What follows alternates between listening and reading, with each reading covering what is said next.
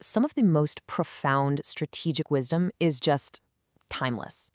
Today, we're going to dive into a really powerful warning from Sun Tzu's Art of War, and we'll see it brought to life by one of the most dramatic and, honestly, consequential sieges in all of world history. All right, let's jump in. So here it is, the core principle laid out more than 2,000 years ago. Sun Tzu was absolutely crystal clear on this. If you find yourself launching a direct assault on a fortified city, something has gone terribly, terribly wrong with your strategy. But why? Why was he so dead set against it? Okay, here's our game plan for this explainer. First, we'll break down exactly why Sun Tzu saw sieges as a total disaster. Then, we'll get into the incredible story of Diaoyu Fortress, where this very rule was put to the ultimate test. And finally, we'll see how this ancient lesson is, believe it or not, still shaping how people think today. Right, let's start with the warning itself. See, back in ancient China, cities were these amazing feats of defensive engineering. We're talking high walls, moats, watchtowers, the whole shebang. Attacking one wasn't just tough. Sun Tzu argued it was pretty much a catastrophe waiting to happen. Now this is where Sun Tzu's logic is just so brilliant. He breaks it down into steps. First, you're going to spend 3 months, just building your siege equipment. The big shields, the battering rams, all of it. Then you spend another 3 months building these huge dirt ramps just to get up to the walls. So after half a year of just getting ready, the general, who's just boiling with frustration at this point, finally orders his troops to swarm the walls like ants. And the result? You lose a third of your army, and the city, it's probably still standing. So here's the bottom line. For Sun Tzu, a siege was the absolute worst-case scenario. It's a massive drain on your time, your supplies, and your soldiers' morale, all with a shockingly low chance of actually working. He literally called it the calamity of attack. And you know what? History provides a perfect and brutal example of exactly what he meant. Which brings us to our main story. Okay, picture this. It's the 13th century, and the Mongol Empire is the most terrifying military force on the entire planet.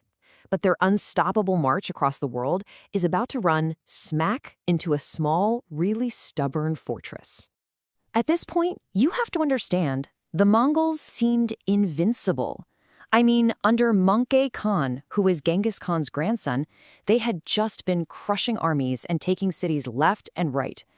Southern China was next on the list, and nobody expected it to be much of a fight. But then they got to Diaoyu Fortress, and this was not just any city. It was basically a natural citadel. Just look at this setup. It's perched way up on a hill, sheer cliffs dropping down to the water, surrounded by rivers on 3 sides, and then reinforced with stone walls. This place was built for one thing and one thing only, to be unbreakable. And here it is. This is the moment, the fatal mistake.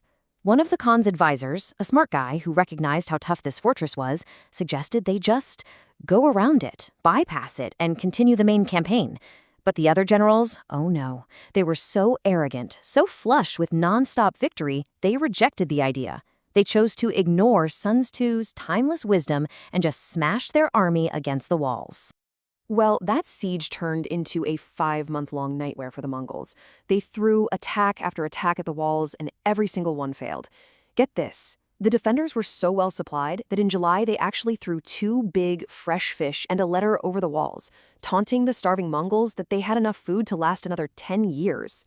Can you imagine the frustration? It just kept getting worse.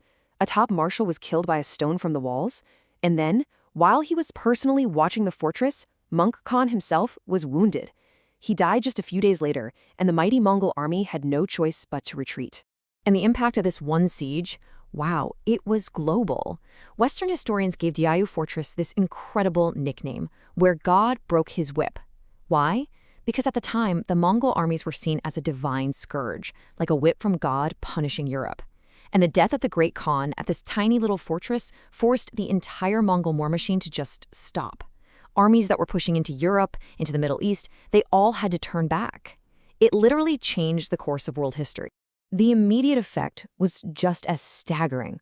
The Mongol defeat at Diaoyu Fortress, all by itself, saved the Southern Song dynasty from being totally wiped out, giving it another 2 decades of life, all because one small city refused to break. So what does this 800-year-old story really teach us? Well, let's unpack how this one single battle gives us a timeless lesson on strategy for the battlefield and, well, beyond. I mean, the fate of Mancha Khan is the ultimate cautionary tale. Here's one of the most powerful rulers in history, leading the world's greatest army. And where did he die? He died because he broke a fundamental rule of strategy. He chose brute force over brains and attacked his enemy right where they were strongest. And this choice, whether to attack or to bypass, isn't just ancient history. Look at this. It's such a stark contrast from our own time.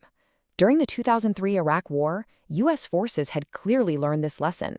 They used what they called a leapfrog strategy, deliberately avoiding the most heavily defended cities. Instead of getting stuck in these costly sieges, they just flowed around them and went straight for the capital, Baghdad. The result? The war was over in 21 days. It's a perfect modern application of Sun Tzu's wisdom. Don't attack strength, attack weakness.